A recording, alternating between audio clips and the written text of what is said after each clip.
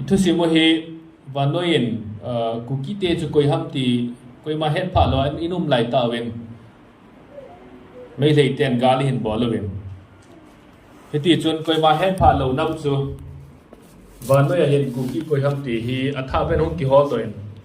itu simu he mun ten amin na zain aza go ki hilowen mun ten na apodo wen European Parliament hen lang UK Parliament hen lang Australia Parliament hen lang Indian Parliament yong le KUKI te thu ki podoin niti chun ichung thu hi min apun su kein hi wangen tu lai ta hen Israel te le Hamas te Palestine dong ti daw ne ji Palestine na pom lo dong ben Hamas ho Israel te to Hamas te ong ki sat le itu sim he hi chi hin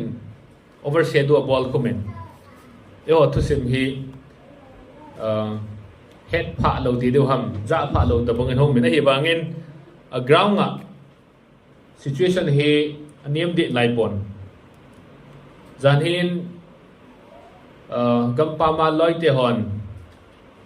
an sei kha chu yong ei tong kha en Hamas te to Israel te galin no tu sim he su thi min vanoi koi ma hin an pon ta poi a in ground nga thu hoi za ke le thilla normal hidi pon si pon anu mentin hi zong ni ta be he hi che hin Israel te to Hamas te tu chung Hamas ten attack a ball who very well planned land sea and air hi attack a ball ko mahin ichilaya a prime minister pau Benjamin Netanyahu in ahu lim na hi nasata in ke jong ei til khowin nong na til kho deu ka ta sanen chia chu ama ho lim na hi khat bei kan sei ding he prime minister Benjamin Netanyahu a sei na hen hiti na sei hem JOUSE te genza banga ki thagam na kum som se ge ling tai athusim he so kevin hitlalin genza banga thana tamta athusim na che basang ke thana tamta me amana sei be na chun kum som ko masang chun gam le almi jong ka nei po ve JOUSE gam hung do zo nungin hung do zo zowin Arab countries sagi in gala balding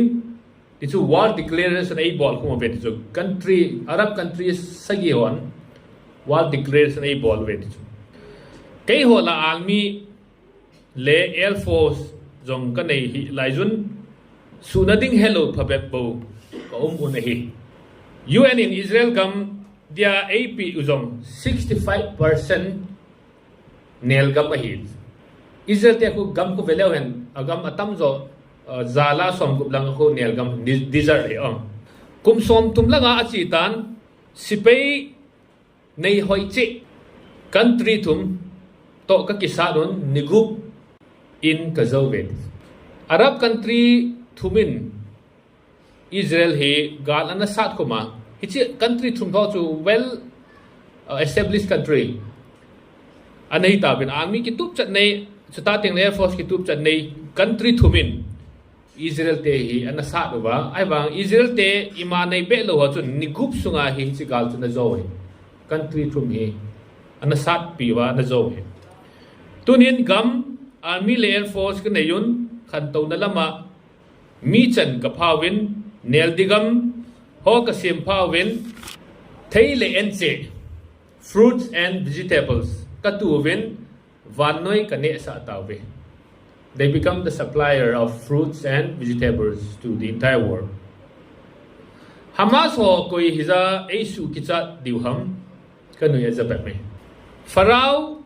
Greek te Romans Spain Russia Hitlers Germans Arab gamsege chule Saddam akon kasu chawe tu lai galmi ho akon ajong kasu cha jingdew hi gelkhoh ki duhte Israel sumong dia ki go gamzo se gam tapoy Egypt te Greek te Macedonia te Alexander Rome te akon tunia Latin pau ko athom hinla Israel vewin Bible gam Egypt le Babylon a su chang hinla tuni geyen jing na laye số chân nào gam ho tam ta an zain hi chi gam ho chu kam ta po ve na hin tunin Israel mi te ko na lai ve ti chulaya ka pawu ka tho jing na lai ju na hi lo bi long letin pau thu pi sa wa ta ko man tho ta lo jo na chulaya ka pawu ka tho jing na lai ju na hi Arab ten ni khat le pathen au monge ti a hin he do diwa he aman asai na chu as long as we keep our identity we are forever hi nasata en tu idin mon to kito a hi ka ga gelai le ai ho din mon tong kiton ka mon a hin ka ti za na pen khat he ai ho nam ho hin i identity hi iman sa pan ta ve ne ade sanen khan to na hi kimit sa na ila oham ai lo le a khang to ai ki gel hom ke pon in la ma ho chu le thil khat hin gam dang ai na tam zo hi hom ki the zal ta bin gam dang a hin yung khusa bin service board la yung vin ai lo le dang za chum chum man na tong yung vin bang sing ta khat chui pham ti le mi ho culture hi ikila avin ai ho culture pai I identity pai share mong pat tau my culture is my identity tuna khang dong hon min ta ko khat min ta nan ko na lung ho hangi kami ni jam ku jang hin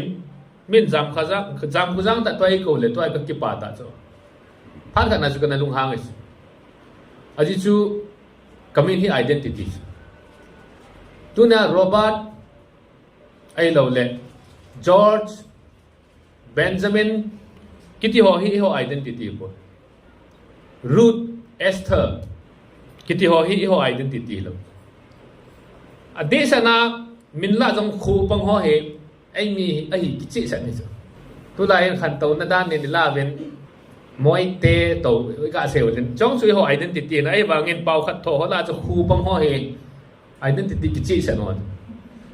exam result hong soi na min vet la mai ai mi ti hi aman sei jong le ki he so min ai vet ting la na ta tiếng là khu băng hoa khu giang khu giang xây khu giang tông khu giang thì họ hi mộ miêu mì khu băng lâu xì bôi tôi lại bôi rồi à gì chú khu trên cái tí họ identity hậu sạch cái tí nè à cha chị bố bà tè bên họ hi khu xiêm tê hi gì vào chú tè khu hi nó giàu sạch tôi là cái khu hi khăn tông nó phal tôi hi gọi ticket bên cả cha tiền của khách sạn khu giáo rồi tông vàng lên hậu quần mang lên sài gòn khu cái giàu sạ lầu đan đấy anh chị chú khu xiêm trong cái hiện hậu xã hội đem những cái gì ra hiện khu cái giàu sạ lầu hiện EIPI lẽ nào theo nó sự mình lầu tiêu chúng nó mình nó giả thì lầu tiêu chúng mình là mình ta nó câu là ấy chú ấy họ sự khiển rồi chứ inu lẽ bạn câu nó đang ai mình sao hiện lung han phạt là mình ta ấy câu gì ai lung màng chứ ni dang lai chu kanu nong kon neo Hejang ti hong lam jam khu jang an ti le lung han phat phat lo ki ko na dinga min ta ina gelpha ji bai na nu la pa te na su mo Ngailut na nei ta en neo pa na min tan ko le jin koi ma lung hang hi be cha chu min ta hi na su min lo diu chu e hoi gui nei te hi bin tu na hi Hejang a boy ke ko le ka pu koi ham ka pu hi ko min he lo di chu Zam ko zam chu ko ya kila ham ti pa wi chu mai chu na cha chu ikimin sao hi very unique chu van no ya om be lo chu nang ma mina pa na he na gui hi ka su thei chu mi na ho chi chum thei lo amina pa na gui ki su koi mam lo chi ho chu chi identity hoi ta ga ne ai ho hi Great War of China na pang win cha pa na chu hung do e ti loi om win a sei now chun Jews te hi hoi lai mun hiong la identity man sa poi tu chu hei chi juda te chon na to le atora a bible ti do ham hi hoi lai chiu jong le hi chi hi aman sa poi tu Great War of China asa lai nyong chun Saturday hi sabat hen sabat ni kwa hi na to ji lo da no cho mana se cha te hi be tiu hi na iti ko na say tim wen Saturday na hi na to lo Saturday na hi dan thu pi dunya chu ki cholwa hi che tora hi silai chu savuna no me tiu chu hi che simba chin ko le hen cái tu chân na pathen na hộp jiu hết tiêu cho ai chú China liang pan iti dana chite hin chata dei nia hi na to lom ten khol khol le chi chon mu do phanin asavun chu agu pibin asian mong pivet ti cho ai wanga chun agu mong pi wang ma chu atorao a chon da no pa chu anamel chi jing pau chu chun an chi pi jing hoi lai jong le JOUSE te hi identity mong lo chu tun veleu hen anjua sei ta chu kagamu hi 65% hi nel gam hin ai wangin ka siam pha win ban noi ka supply le diso fruits and vegetables Israel gam hi veleu chen Manipur sang aneu jo kidan yo Manipur state neu khat ya na Manipur sang a square kilometer jan ham kana neu jo hichi Manipur sang aneu gam khatin ban noi hi apu jo Indian government jong nasata Israel are dependent jo in terms of technology USA government sa nasajo se khu Israel te so JOUSE te so Zelensky ang khu JOUSE hin vanoi am na wa hi identity hi aman sa po bi jo ichi identity la cho aman sa lo thu pi pe ni pem te le pathen to chi khom jing na pathen to that khom jing identity adang dang chum nan te ichi pa hi aman sa lo hi amo hin aki so now hi pem te le as long as we keep our identity, we are forever. Nalkasa. Anjon ke Satan kay evangelist kay pon pastor rong kay poy ang identity ki ta nei kay gati nei hoi lai mo na chi jong leng. Pathin to ki ho na. Taw na yan lang Bible sim jong le. Si hi ka sa so lo chu. Ka sa so kum ting la ka lung thim nom lo chu. IFAD Project International Fund for Agriculture Development na hi NGO hay na kan to masat pen hi International Fund hi ji chun suman anengen akichi na yo sa hotel nom nom akilhungin akilhun se le jan le party umin loi le pai hon asan akang tam ta pu do jibin chlai chun ei tim jing jibin khat vei chang ka don lo ji hena moi lung dong bin a chai na se ju pem te le nang hi NGO na tong ni boy pasal ding ni tiu chia chu zu la sa chu ka du mo hello cho ai wanga chu kalung thima ka sei chu kai pathen cha ka hin chelai de dia chu very fundamental ki dam na ipen tha ti la he ki kho jep cho khat be nong ka ho bung wa ka sei tan ka pen tha til wa chu mi ka tha di di ngong di ma cho dam lo ho lâu nó nè sợ lâu điều thì cái tàu bị là đâm thì kịp na cái tàu bị ra cho phải lâu nè sợ của rồi lâu nó nè sợ lên nó tạo sản lời một tiền nè nó nè sợ lâu thì ta cái nè sợ đầu là thi đi chân cái thà đi chân này ấy họ anh mi film actor khả năng bằng nhìn thằng cha không đâm lâu phải là riêng lâu nè sợ đông đâm ấy ta chú phải tạo sản na anh cái hàn sản đàn nè America lang ho trek tam ta hong zin Bible Society of India Bangalore ang si chut kha neong an hilaw hen na trek tam ta ho order ka bol ji vin akoi na di lo phanen selai chu aniki kan thai cho bi na ni ki cheng hen tin kanu ko ma he jingka pata taw na ka man tin pathen rek khat nei pi de amera thi rek khat na nei pi ding ha ji chu chi trek ngo he ki tup chana ka koi ni ki tup char ko hop deu he cha he pata ka ta wa school ka chi kanu ko ma tu ne la al me raung tha deu he na ho itan na koi tu me anu he da al me raung ta mi nong tha de koi hi ka he poi na nga in ka ti school ka kai chu ka lung thiam te in lang al me ra bo ka lung thiam ki kan kal ka nga lam na ta chứ cái khăn này lăng cần là cái nước mà hơi chăm ăn mẹ đã ông thà nào làm cái tiền cái bắt cha làm mẹ đã ông thà hết giờ nào chú những biển thà thì lại hệ anh cái fanatic tí đi đàn thế nào anh cái bằng sẽ lại đến mà nào chú cha chú cái cần xuân là dấu sao cho lối là bài hòn nét là cha hay là piong là chun cái vàng bát tiền sao cái hiện âm một không mà cái xây bồi cái xây cái lệ à Pharisai na kilagaw mi sa antikit daw yan. Wala si Chuyan so. Ay kasi lo kalung thima kay patiensa ka hensyo ka bolaw de ka dito. Iti identity ki chi ta ka nei pa chun tu nai pu ya sa nai patien ai dop so patien tang wang na. abai hi lo chu i society wa boy hi khang dong ho no ti thei lo tam ja yes boy ti thei ji wa he boy chu bai có tôi sửa bộ riêng tôi để nó cả chuyện để hình như bé khối no thì thầy lâu tâm ấy đúng không no nó thì thầy vào là mi phản là cái mùa điều khát tàu chân aga ball thầy màนั่น hiện là yes nó mo thì tên là nó flop đi rồi cho ai mi khát nên no thì thầy cái gì identity cái gì thì no cái gì này thil pha cho no thì đi lâu bên na sẽ là mấy no nó thì thầy tiếng là mi này điềuตัวไอ้คำต้องหัว next generation ที่แบบนั้นเลยไม่เลยฮอนอากิจัดในกูกี่หัวให้ top rank officer ยังก็มอเฮเวน police department อันมอเจงเฮเวน secretary ไอ้ที่ยังละมอเจงเฮเวนไอ้กี่จัดดูจ้ะตัว next generation หัวยังเดียวนะอาจจะกุนนุกไปได้เบสเสียวนะตัวมาสร้างเลขาในสิมหัวจู่แค่ตาเจงกันก็เลขาสิมนาจู่บาร์ติน่าไอ้เก่งกี่ดีอ่ะไอ้หมดสูลงในนี้ไงจ้ะนะบาร์ติน่าไอ้เก่งกี่ก็ยังเชลัยจู่ตุไลข้างอันไม่หอยตากี่มวยองเราจ้ะปุตตนกี่เดียปุตตนจู่จิงก้าอิงทอเลน่าคุยโยสิบอมจ้ะเลขาในกี่เสียมจ้ะตุไลโนตาเอชิโนยายองไอ้เราเลยเฮ้ยเลยผมว่าเลขาสิมวยยี่แบบนั้นเลยมีผ่านในเดียวจ้ะไอ้กี่ฮัมบอลน่าฮีเนมสุ competition ฮีก็สังเกตกินให้จ้ะก็ข้างอาจู assistant commander เนี่ยนั่งเปียงจีดอเบจู competition จนหาเบลล์จูวันน้อยหิม population ขันพัฒนาเหกิจเตะน้องฮีหาเจ๊จูอันนี้จูมีต่ำเจ๊พัฒนานะ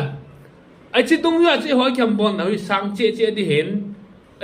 บางเส้นต้องเห็นข้างดงหัวฮีกี่ฮัมบอลในท่าสัมตบางกลุ่มเลยสัมโตปัจจังกี่ขีดนะ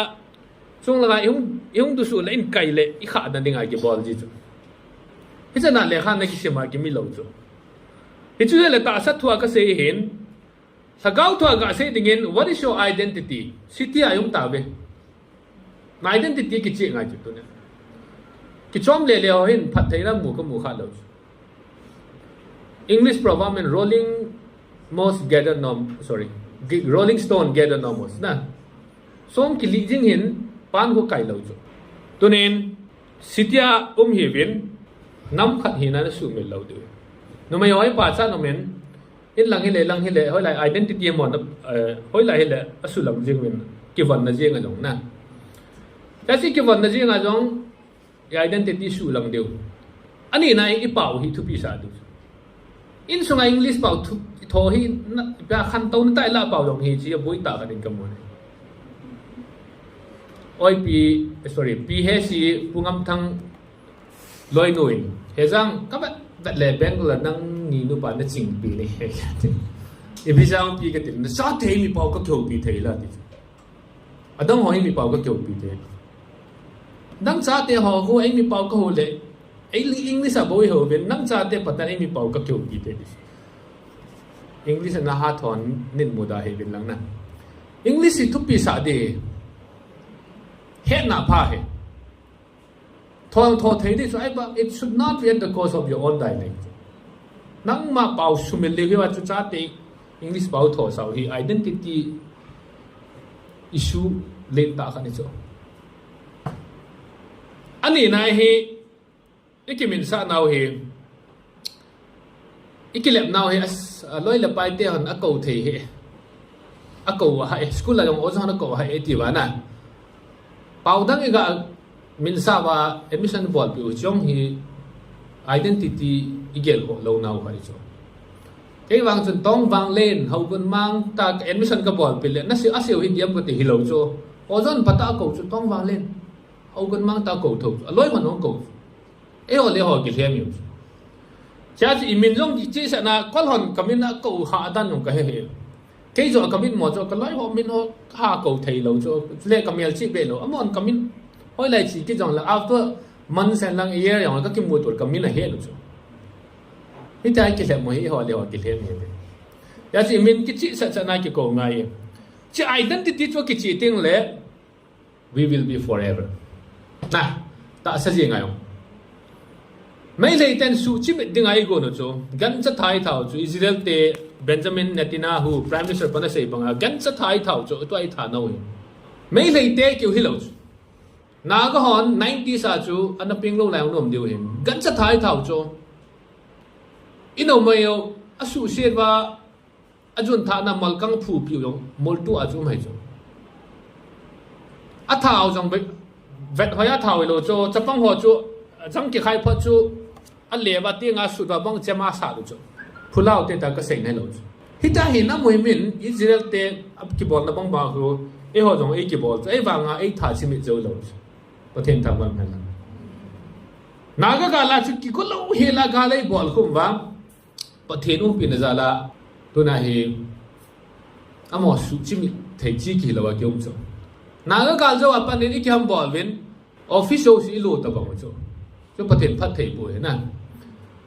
tuin mấy lệ hòn si sang khó cho nên bol cái đầu bên, à thà sừng sừng ông mel sẽ ta thảo cho, à hình chăng à hà loi, à lol tần pi loi, à lu brass à khét và cặp,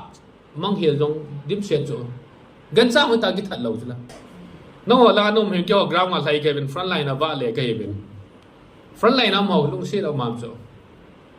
à băng sát nên nó sẽ gal sát nhiều kiểu dòng sum cắt tổ phi tiền, gal sát chỉ cái là front line nó màu hạt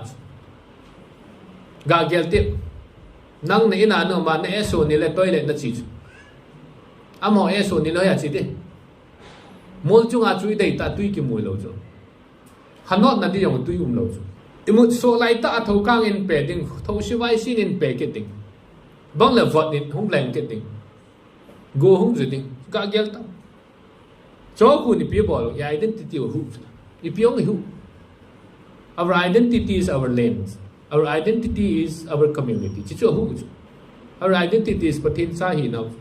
As to nin hilai mana mon. Khulanga ho pan fin thei chana sumla pai pan hoi pa cha men taw nai gel do win ani nain e hon jong hilai mana jong leo hen. Identity su me lo de. Pathin sa hi na identity khat sei. Identity in Christ khat na hi lom bung som langa chang se ge hen. We are accepted. Eo identity kan so pathen cha hi naw eo hi pathen cha hi a pathen cha khat hi na ai accept chu pathen ne na ani na zon bung som la chang som du na hin eo hi ko than ni hiu chu we are the chosen one te ko than nam hiu chu aba na he galatia bung li chang si chu velo hen we are free pathen chun Jesus Christ ti san ai cham dat sau ta chu pathen cha identity chu tuna pathin cha khan hia freedom nei lo chu pathin cha identity ki che lo abanin zon bung first zon bung ka chang ko velon we are forgiven identity pathin cha khan ni identity ho hi ki ngai dam ho hi ta chu ke ka chon se na khuti ta sa se jing di ta lo chu pakai jesu dei ngai dam ta chu ngai dam chang ho hi chu second Corinthians bung ka chang som le siu velon chu ni ho new person mi tha hi ta chu identity chu na pathen cha dong hi bin chule Genesis bung khat sang som ni le se ga hi pathen male pu hi chu Genesis bung khat sang som ni le se gi ko vele chu ama lim bang bangin ai ho ai sim ti chu tuna hi yo identity pe del koi mel na pu ka sa pa kun kai mel pulo mi tang mel khat pulen na lo di chu anu question ka bol bây giờ cái bút làm quay to này làm tí thế cho cái mẹ là bút cho cái sắp tông vào lần liền giờ cái làm cái chỗ apa hi nghe thì chụp bao rồi nè sẽ bang hi yo khoa chụp ba tới chân cái lâu tại vì anh tên là lâu đi rồi anh sung khoa thì cho hết năm đi rồi apa hi nghe thì ta chụp các cái bao cho alung khó rồi mà chụp alung khó rồi apa hi Amel hơi dòng cái pathin cha hi nó mà amel pu do cho sitia no moya koi mel na pu no ha the dòng le Sunday ni na koi do ba pathin hoa no mo hi chi identity proof na bon na khat chi na su mel lo do sum ki holi dam na hab ta khat na ni ko khat na pi do thei lo le then your identity is not clear cùng lúc kia dùng cho là ni khát dòng hi lâu cho just maximum 2 hours a pathin I ho thei lo ding ai le identity ki su lo din ni chu si identity ki su lo ki chu pathin phat thei pu lo I si episode JOUSE te pathin ni tan pui pa pathei pu am athu sim lo chun Daniel tu sim ku petau Daniel na identity hu Babylon a cha ko man sa lo la na Sadrak Mesak Abednego identity man sa lo za mai hum sunga ki sablu chula thi deu Daniel kum hum KP ba kai ko sunga ki sablu chu identity ji chula isi pi chong identity chu ni khala thum vei taw chula ma so la manga na JOUSE na identity provable jo which is Sadrak Mesak Abednego hang chu identity provable chula tunin identity ki chi sa rum de na lung thai ni le hoi no nga nei mo ni le na nga jing ki ti chu le tei lo ding ya chu ki tu ta dam mo ve si jan hom thei lo chu thil chum he a na dam phat pa na le ho bin zon ta pathin in na bless this phat thei na ki ti hi be cha khan chang mu di kha cham lo he ana sum le ya hen phat te kan ni le lo nyai phat jo he pan dukan bola sum lo di ki chu ha lo chu ko lo chu le mi cheng khat sikia khol wa na a chu khat bei tu lu le aga chu lak lak he di ti cho bo yi nga ji wa chu boy chu cha chu phat thai na ki ti nothing comes free we have to pay the price give your time to God then God will give you the blessing na pasar pa na ho wa le na bol khil du chu pathen lu hang di chu achu tel idol worship jala pastor obed ja ho nong ke kho mal nang milim ho ni chu ke wang ki chi ta ka sei chu ko hi le paten ho chun gi ta ho ngai chu ama ja ho bin ka kai le chi chu le reason chu sili wa jala na phung le chang na ke ba ji ba lai nong ki kho mal le I think you are not worshiping God alo thelo chu emotional attachment relationship attachment chu kinai na ve ta na awang paten no pa chu adi ta na ho ngai chu a chu ti ting le sangau le tu ta chu paten no ting le paten bless na polish tunin identity ka maintain na hin aha na tam ta me loi le pai to college ka kai chu I don't have friends I feel very lonely to be honest aji chu I feel like I was in the hell cái lùng nghe là chú hostel cũng nằm sát đặc biệt cho master cái bộ này cái lùng nghe là chú nói là bài cái hậu pin tin là bông là phát thiên cho cái tiêu khô đến cái tao không mình đến secular college hoàng cho em à mà chú nếu là sẽ là nói là bài ta shoot không cái class không là cái very exhausted đi cho nếu là vật cái pi ham nông gia cho cái hết rồi hè vật can bộ lụt rồi pi pin bộ lụt rồi ấy hình chép trong cái chép lâu đòn trong cái đòn lâu giờ chạy nào goal cái này lâu cho lối cái này lâu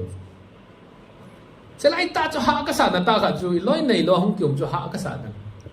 I feel very lonely to be honest ama chứ kiểu gặp thầy tao cho nè không thầy gì quá đòn không thầy cho kiểu gặp thầy lấy chú ít đòn không bị lâu cho mòn rồi kiểu gặp bị thầy từ lâu nè hạ cái sản chú ni khát hi cái room mà cái deal số cái cả chú nó thâu chú có thể có mà nè áo có thể nên cái college vào top right coi cho cái college vào cho sáng bên là sáng cũng phải đi ăn thu mai mà cái college vào là topper cái cho cha cái gì chú identity maintain là hi certain level of persecution ni thu gan thầy nè cha chú nên igal sa do hi frontline ai sa do khada hin ani na hi we must fight the good fight of maintaining identity even in cities ti hi tunya hi chi laimun platform mong cha hi pathin tu to kito a hi inam din mon hi identity pata na maintain ti mole koi man issue chimi zo lo du hi pathin in nei na ti chui ga sei to nom hin Israel te mana se chi sa ne hi ve ti jong hi abang kum la ka pom di he ai chu ka loi ho ka tu hin Israel amen khat be chun techen bolen jang election ka te ding an ti Israel a kang apai amana sei chu ka go san han lai ka gop lai pa na a sei jing ke chu họ hiện JOUSE về nong JOUSE lang Israel là chỉ ta tết again cái say chú I'm proud to be Jews, that's fine, I'm okay, but I will never compromise my faith. JOUSE chú năm liền như thế na cái hi khối cái kịp phải ai vangin Krista cái tạ san na vang he compromise cái bỏ lâu đi chỉ cái tạ san nha chú Israel cái mong không thấy lâu đi thì I'm okay nang chín cái cũng lâu đi anh chú cái này phải cái hết chuyện này cái gì chứ anh chú cái bạn nào cái say cái tỷ lệ này he gam neo cha Manipur sa neo jo khatin van noi arms supply bol jo fruits and vegetables nel gam chu India ten Thar design nevin Africa Sahara design min Gujarat hu pi apu dong na Israel ten bito nel agamu 65% nel gam ti chu ima cha so lo di tin cha van awa amon pathenin chi na pi ba chi 65% nel gam chu ga so sao cho drip irrigation ki ti cho an jo kun ka chi pi drip irrigation hi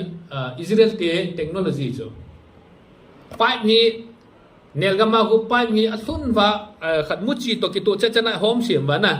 tui hong le amuchi to ki to cha chana cho pipe ho ma chu tui lu jeng cho tui lu na nel gam ma chu muchi hoi ta so cho vanoi muchi and the nel cha supply na ban arms a hi vanoi supply chu India te arms they are depending on Israel supply chu bija tu chung Hamas te apan to gala hi Israel te hi Indian apan pi ham thil dang ji lo chu arms hoi man cha hoi Israel apan ai ki lo chu la acha ka sei no nom za pathe ni ho yong skill set of skills ei piu chu na go chu pumpi ai ne do wa to hi mai le wang pumpi ai do kit wa aman wa tho khop set tho chu ahum si wa thilowa kile lo comment longa measure GR Gorkha regiment measure pan na sei chu ipi pathen no ha ma thi ipi pathen no ham yon hing jing amon na sei chu ko Christian ke ati ati chu ai le patai na pathen ke win na pathen win na pan pi bong ati ati chu si Gorkha regiment measure pan amin chu kai tan na man sei chu pam tele comment log cho mon na pu ja amo hen ba main road lang he angau le mai le ho chu mol chung la pa na hung chu mai chang chu gu chu ba sa je ngom ja sei chu nu nau chapong ho civilian so akit tol him amu thei hi vet chu kap ding atio na mai le ho chun kitang asa chu cha chu major pa chun chapong mai chang gu chu la ichi nu nau kitapong ti tol ho chu amu thei ji hi vet chu cha cho man se chu na pa the no pa tan ki ho bi no bi mong vet chu khat ven jong ka satan khamen lok ong ki kap ni wa chu ki ho cycle lang hoi lang kun reinforcement chiu ya reinforcement ho he arabai ting gon mola he nang an chan ki no chu embun na to wa khan hoi hong le ki su to ding om pat wa ka law chu phlu he lo mei bo le hung dim chu bulun tera chi ho le sei le na mei bol hung ma khat hon mu thei ta lo na aki mu thei lo pha chamang cham pha taw mu khat wang taw ông ki ho do le e ho lang ho na mu ji wa ka le mo ka bi ke lu chu tam ta ta bang din mon o men pathenin ei pui nau tam ta men chi hi ipija ham te le tu na he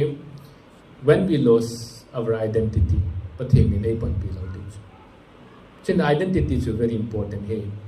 ta sa na identity biam namin hi identity khat na he na ani na hen na pau ai hi identity tu nen namin chu ei mi men he la ei pau tho he le chu ti ei mi ne ka ti thei do arijit biswas KUKI ki ti ne ba say nal ka sa to I thought I started with representation and now it becomes my identity this arijit biswas KUKI tu na ama KUKI ki sa ba ri pau he lo chu chu isung la thei lo su na tu na namin hi trong nu ki ti chu iti mai lei thei do anh ba com hoa cái bỏ chạy xây khâu thì chỉ tin nã ngay mong đem được lên chung thì chú nã ngay thấy được cho nè com là à bỏ thấy họ cũng Misao họ cho Misao họ cũng lấy vận cái tiền กอมละเลยวันน้ำมูนิวเลยมิสาวส่วนเล็กกอมละการห้องกิจวัตรกูน้ำมูนี่เนี่ยไอ้หันกิโลกิจวัตรส่วนเล็กกอมละซัลโตเอเชียติโอซัลโตกิจวัตรกูไอ้หันละสังคมกิจวัตรส่วนเล็กกอมละเทเลนกิจวัตรกูไอ้หันเล่นทั้งกิจวัตรแต่จุดจนดันที่อักบอลติ้งเล่คัสตอมมาจูอมอหูที่ชุมิลเทกิโลจูไอ้ชอบที่นาไงมองเดิมกันเกี่ยวกับอุจามีจานวันเว้นอาอุปาหิมกอกจิงอาเจียงอามันเลยวันกิสุดทั้งกันภายเจียงปันมิสาวกิสุดจิจุยที่มิจมให้กิติไทยตองนะอาบ่อยนะอีเป่าเห็นไอ้สุขัดทั่วเห็นจะก็ใส่ดอนนมจู identity is very important na mini identity hin I custom to a culture identity su min lo di cha chu tu la ya ka ngol ka get nai master ka chai chu ke hi mi ngol pen ke ti ka get na kha chu bam ti I chon na kha chang kan het lo chu chong mo wa ki pui ti pi ti na ha he be to chong mo yong he be to I chon na hi het ngai chu I chon ho ki het ta lo ham ma chu tu la ya cultural dance tho jong bia modern dance ta chu music ki lawai lam thu ya ai chu a real cultural dance lo chu a real dance lem lai mut jing ding go sem mut jing ding na da pi chup ding pengkol mut ding so chu a real so to ai on a be lama chu khat ve ya ka loi ho ka your dance is very beautiful but it's too modernity chu min nala sa lo chu it's on dan identity hin chu ta ting le email chu le email hi identity ki ti thei lo chu mai le wala ka nam sa oza nang si mai dei ma le kari gira ta phajai itim le mai dei ching cha yang mai dei yen ti bin tin itim ka lung hanga ipija phado si mai dei na tiu email chu identity thei lo chu mongolian style ho chu ki ba nau tam ta na thailand ho tong ki ba nau tam ta burmese ho tong ki ba na Nepal tu cuma keciwa tu Nepal itu nak kilo ni kilo tu. Ame teman kerja tu Chinese ni Kung Fu ni le kilo. Email tu identity thaylo tu na. Ay mga imin identity tu. Repeat bowling. Namin hi identity hin na pau identity hin na culture and custom identity. At China tu Krista hinna na tu that's your identity forever. Na Christian identity ki chi ngai tu nen ho bung ni ho jong identity ki chi sa to paten nen paten na bu de jison to nen city sungam hi je ben koi ma oi mo na thoi ma cha ki sei pon identity maintain o tin chu ti le khula am ho si chen jong kan ki le sa pi de na nang hon jong ke hon nei ki le sa pi de hi chi ki support to na chun nam thaling khat nam hat kan iso du he ti chu ika sei don ten pathen en phat thai bu yu han